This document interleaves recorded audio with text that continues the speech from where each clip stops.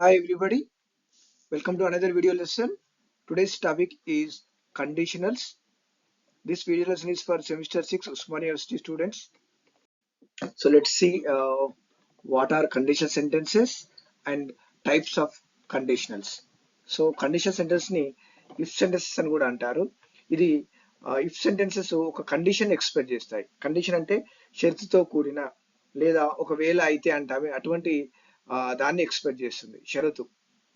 So దాంతో పాటు దాని యొక్క రిజల్ట్ మనకి ఎక్స్పెక్ట్ చేస్తుంది. కండిషన్ షరతు దాని యొక్క రిజల్ట్ ఈ కండిషన్ సెంటెన్స్ ఎక్స్పెక్ట్ చేస్తాయి. సో ఈ సెంటెన్స్ లో రెండు క్లాజెస్ ఉంటాయి. సో రెండు క్లాజ్ అంటే ఒక సబ్జెక్టు ప్లస్ వర్బ్ ఉంటే దాన్ని క్లాజ్ అంటారు. సో ఈ క్లాజెస్ ఈ రెండు రకాలు ఉన్నాయి.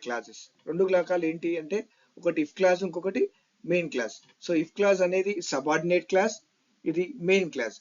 సబార్డినేట్ క్లాజ్ అంటేనేమో మెయిన్ క్లాస్ పైన ఆధారపడి ఉంటుంది. మెయిన్ క్లాజ్ అంటే ఇది స్వతంత్రంగా ఉండే సెంటెన్స్, స్వతంత్రంగా ఉండే ఒక వాక్యం, ఇది ఎవరిపైన ఆధారపడదు. కానీ సబార్డినేట్ క్లాజ్ లేదా ఇఫ్ క్లాజ్ అనేది ఈ మెయిన్ క్లాస్ పైన ఆధారపడి ఉంటుంది. సో ఈ విధంగా ఇఫ్ సెంటెన్సెస్ లో రెండు క్లాజెస్ ఉంటాయి. ఒకటి ఇఫ్ క్లాజ్, అదే కండిషనల్ క్లాజ్ అంటే షరతుతో కూడిన వాక్యం ఉంటుంది. అలాగే ఒక మెయిన్ క్లాజ్ ఉంటుంది. సో ఈ ఇఫ్ క్లాజ్ ఏం చేస్తుంది అంటే ఒక షరతును ఇంట్రడ్యూస్ చేస్తుంది, అంటే ఒకవేళ అయితే అని.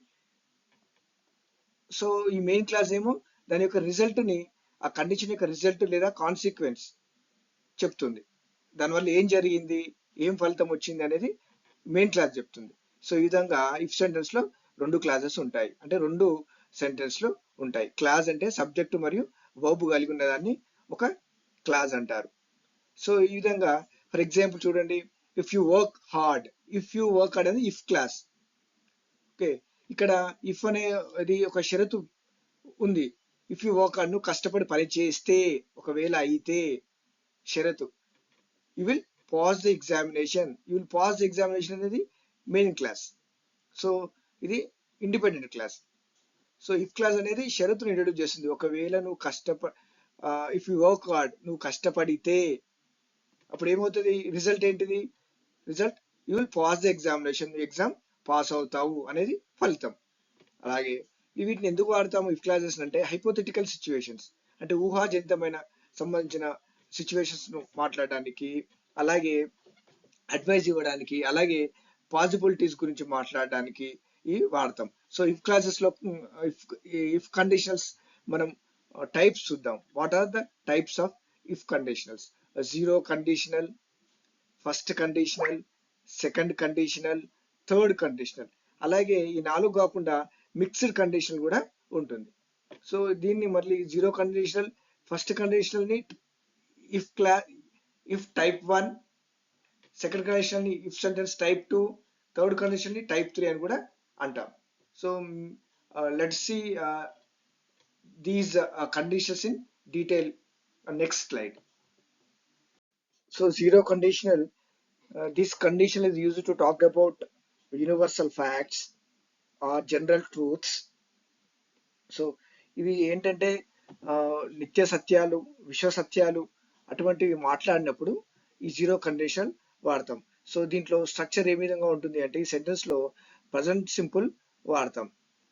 సో ప్రజెంట్ సింపుల్ ఎట్లా, రెండు క్లాజెస్లో ప్రజెంట్ సింపుల్ ఉంటుంది. చూడండి ఇక్కడ, if the sun sets the room grows dark. So sets అనేది ప్రజెంట్ సింపుల్ V1, గ్రోస్ అనేది కూడా V1. So if the sun sets అనేది ఒక ఇఫ్ క్లాస్, ఇక్కడ కామా ఉంటుంది. ఇఫ్ క్లాస్ తర్వాత కామా వస్తుంది, తర్వాత ఇంకొక సెంటెన్స్ వస్తుంది. సో ఈ ఇఫ్ క్లాస్ ఇక్కడ వరకు ఇది సబార్డినేట్ క్లాస్.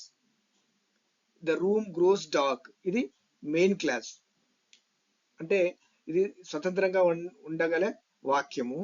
ఇది ఇఫ్ ద సన్ సెట్స్ అనేది ఈ మెయిన్ క్లాస్ పైన ఆధారపడి ఉన్న వాక్యం. So if the sun sets అనేది ఒక కండిషన్ చెప్తుంది, దానికి రిజల్ట్ ఏమవుతుంది, the room grows dark.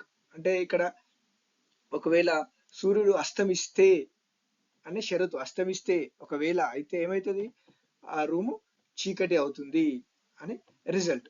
So ఈ విధంగా ఇఫ్ కండిషన్ లో ఇఫ్ అనేది కండిషన్ ఎక్స్ప్రెస్ చేస్తే, మిగతా వాక్యము మెయిన్ క్లాస్ దాని రిజల్ట్ ను, ద కాన్సిక్వెన్స్ ను చెప్తుంది. సో ఇక్కడ స్ట్రక్చర్ చూద్దాం చూడండి.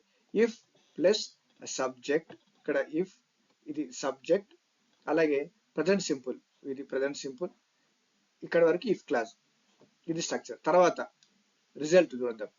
సబ్జెక్ట్, ఇది సబ్జెక్ట్, తర్వాత ఇది ప్రజెంట్ సింపుల్. సో ఇది జీరో కండిషన్ యొక్క స్ట్రక్చర్. ఇది గుర్తుంచుకోవాలి. If plus subject plus present simple comma subject plus present simple. ఈ స్ట్రక్చర్ గుర్తుంచుకుంటే మనం జీరో కండిషన్ లో రాయడానికి సులువు అవుతుంది. సో ఈ విధంగా రెండు క్లాసులో కూడా మనకి ప్రజెంట్ సింపుల్ వస్తుంది. గ్రోస్ సెట్స్. సో నెక్స్ట్ ఎగ్జాంపుల్ చూడండి. If ice cream gets warm it melts. So ఇది జీరో కండిషనల్. ఎలా?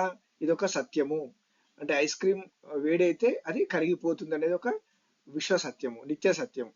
అలాగే సూర్యుడు అస్తమిస్తే చీకటి అవుతుంది అనేది కూడా ఒక సత్యం. ఇట్లా సత్యాలని జీరో కండిషన్స్ లో మనం రాస్తాం. సో ఇక్కడ ఇఫ్ ఐస్ క్రీమ్ గెట్స్, ఇది ప్రజెంట్ సింపుల్ ఉంది వర్బ్. గెట్స్ అనేది ప్రజెంట్ సింపుల్ ఉన్న వర్బ్. చూడండి, ఇది ఇఫ్, తర్వాత ఇది subject, ice cream subject. So gets అనేది ఇక్కడ ప్రజెంట్ సింపుల్ లో ఉంది. ఇట్ మెల్ట్స్, ఇది సబ్జెక్ట్, మెల్ట్స్ అనేది కూడా వర్బ్, ఇక్కడ ప్రజెంట్ సింపుల్ లో ఉంది. సో గెట్స్ ప్రజెంట్ సింపుల్, అలాగే మెల్ట్స్ కూడా ప్రజెంట్ సింపుల్ లో ఉంది. సో ఈ విధంగా టూ సెంటెన్సెస్ రెండు కూడా ప్రజెంట్ సింపుల్ లో ఉన్నాయి. ఇది జీరో కండిషనల్ అంటాం. If conditional, zero if conditional sentence అంటాం. అంటే ఒకవేళ ఐస్ క్రీమ్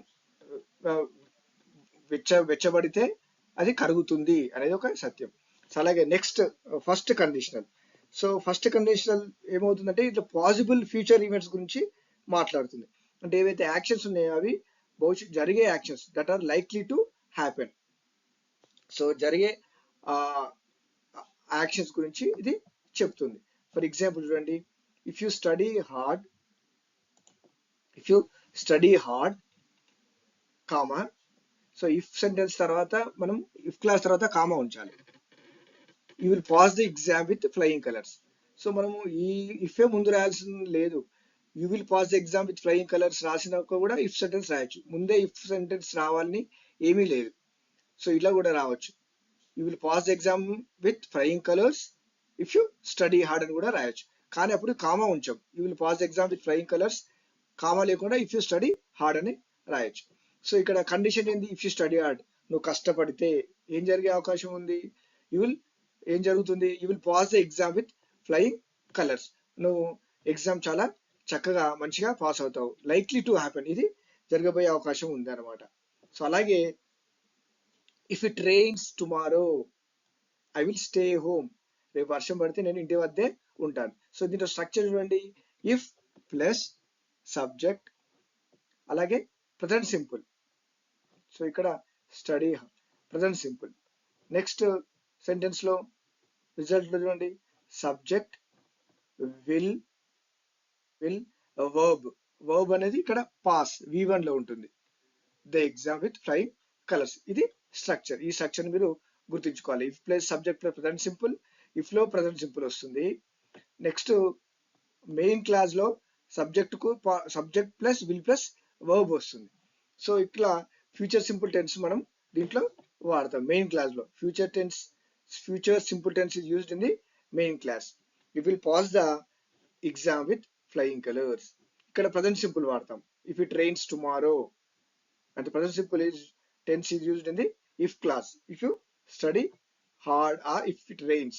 సో ఇక్కడ will pass, will stay.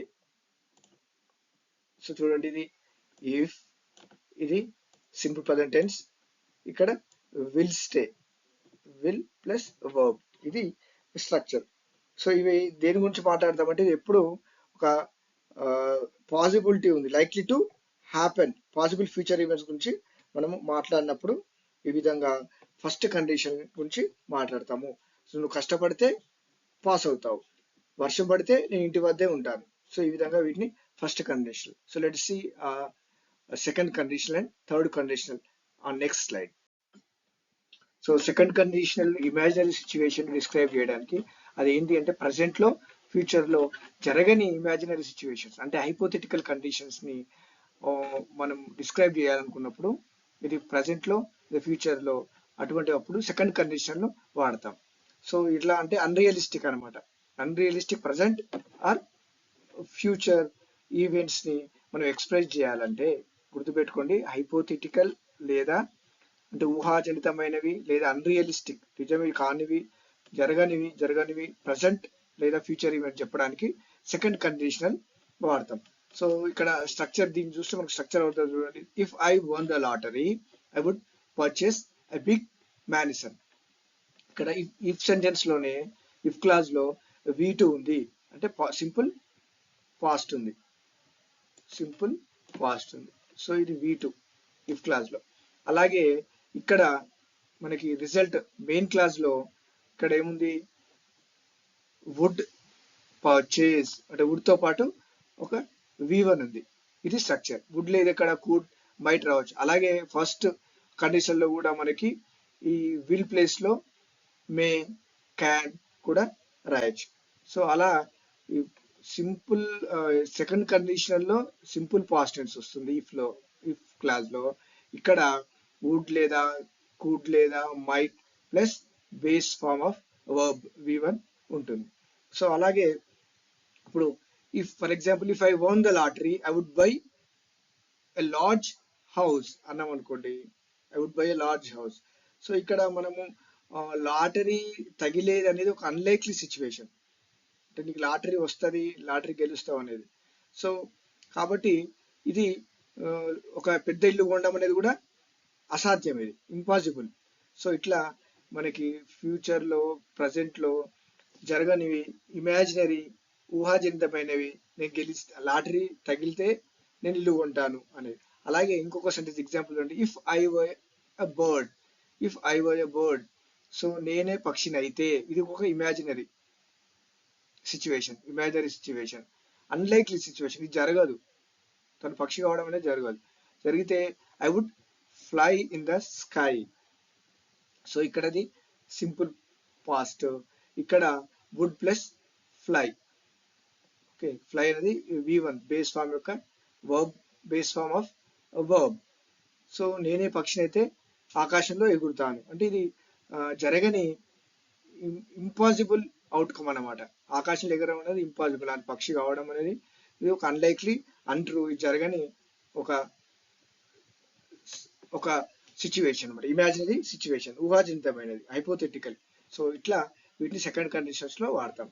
So let us see third conditional. Third conditional is to describe impossible past conditions. So ఇది impossible past condition చెప్పడానికి మనం వాడతాం. So ఇది కూడా సెకండ్ కండిషన్ కూడా హైపోథెటికల్లే, ఇది కూడా హైపోథెటికల్లే, ఇంపాసిబుల్ పాస్ట్ అంటే. కాకపోతే ఇక్కడనేమో ఇది పాస్ట్ కండిషన్ చెప్పడానికి థర్డ్ కండిషనల్, కానీ సెకండ్ కండిషన్ మాత్రము ఫ్యూచర్ ప్రజెంట్ ఫ్యూచర్ లో జరగనివి ఇమాజినరీ సిచ్యువేషన్స్ చెప్పడానికి. సో అది తేడా సెకండ్ కి థర్డ్ కండిషన్ కి. సో ఇది పాస్ట్ కండిషనల్. థర్డ్ కండిషన్ అనేది past conditions, impossible past condition, జరగనివి చెప్పడం అనమాట. సో ఇక్కడ imaginary past condition and it's probable past outcome. So condition పాస్టే, దాని అవుట్కమ్ కూడా అది పాస్ట్ లోనే.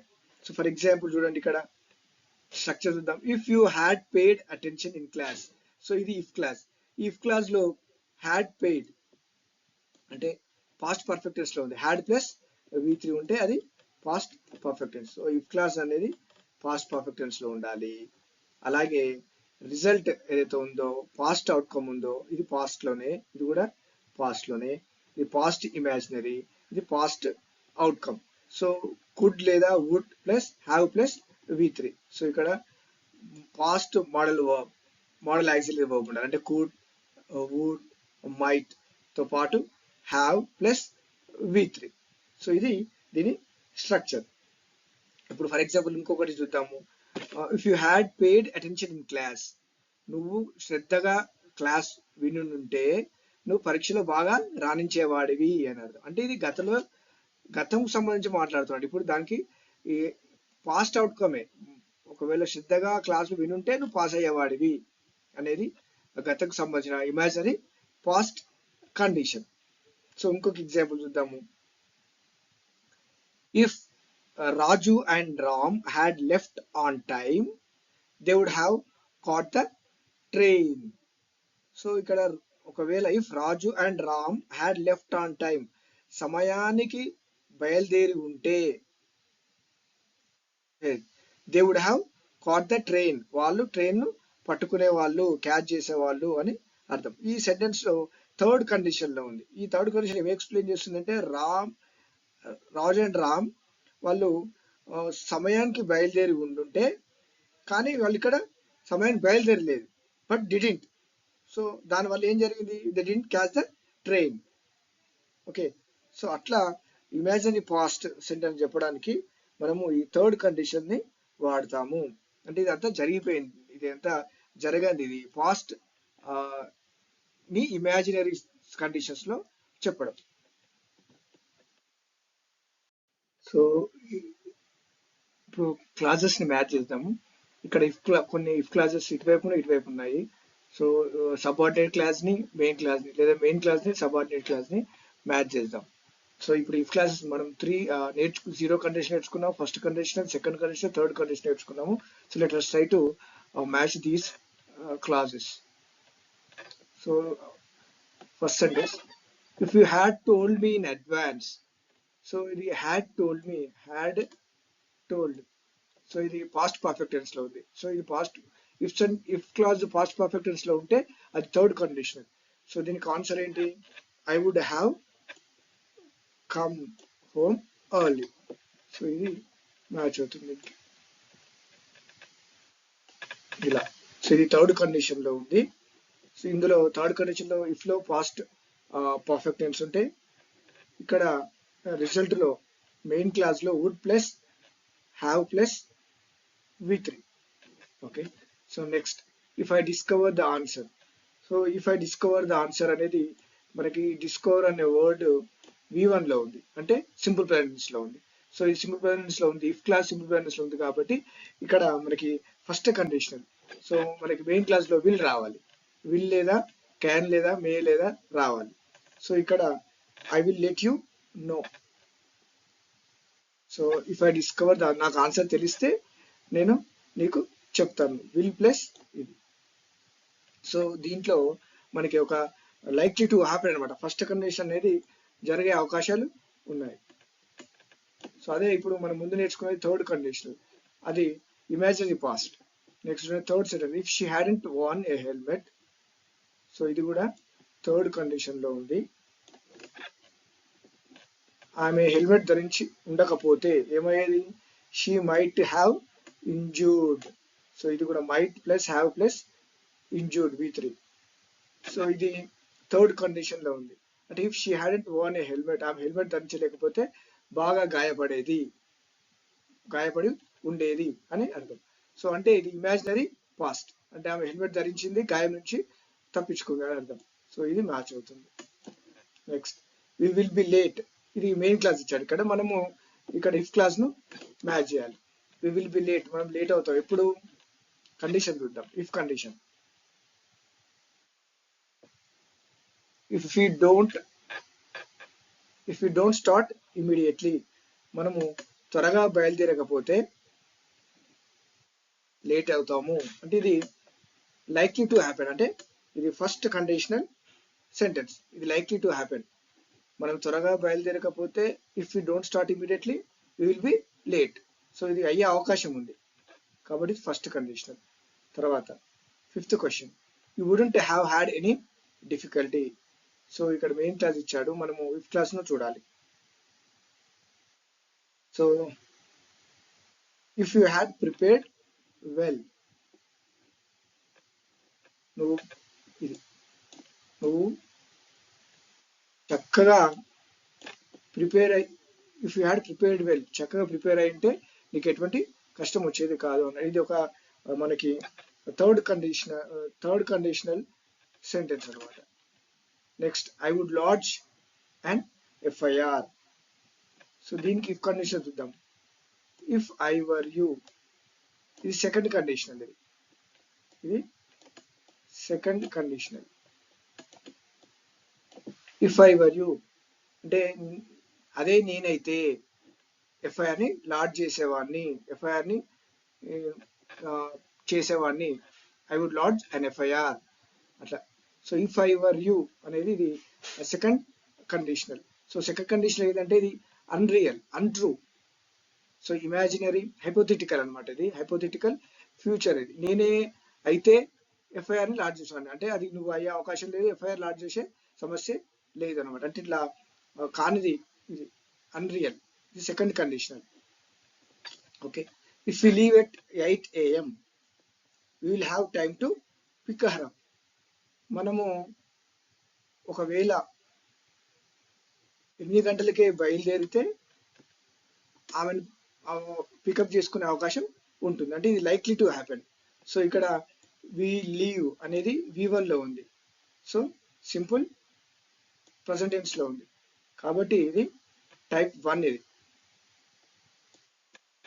Type 1 sentence. You will have to pick her, you will have time to pick her up. The type 1. అలాగే next, if you had hit 2 sixes, if you had hit 2 sixes, so ఇది we would have won the match. So ఏంటంటే 2 6లు నువ్వు కొట్టి ఉండుంటే మనం match గెలిచేవాళ్ళం. So ఇది imaginary past. ఇది past లో జరిగిన గతంలో జరిగిన ఒక సంఘటనను చెప్తున్నాం అనమాట. అంటే అది అవుట్కమ్ కూడా పాస్ట్ లోనే ఉంది. అంటే ఇది జరగలేదు, అట్లా అయ్యిండుంటే నువ్వు 2 6లు కొట్టి ఉంటే మనం మ్యాచ్ గెలిచేవాళ్ళం. సో ఇది హ్యాడ్, ఇది సింపుల్ పాస్ట్ పర్ఫెక్ట్ టెన్స్ లో ఇది ఇఫ్. ఇది మనకి would plus have plus 1. Okay, so ఇది third condition. Last question, if I hadn't checked my diary I would have forgotten it. నేను డైరీని చూసుకుండకపోతే మర్చిపోయేవాడిని. If I hadn't I would have forgotten it. If I hadn't checked my diary, ఇది కూడా third condition.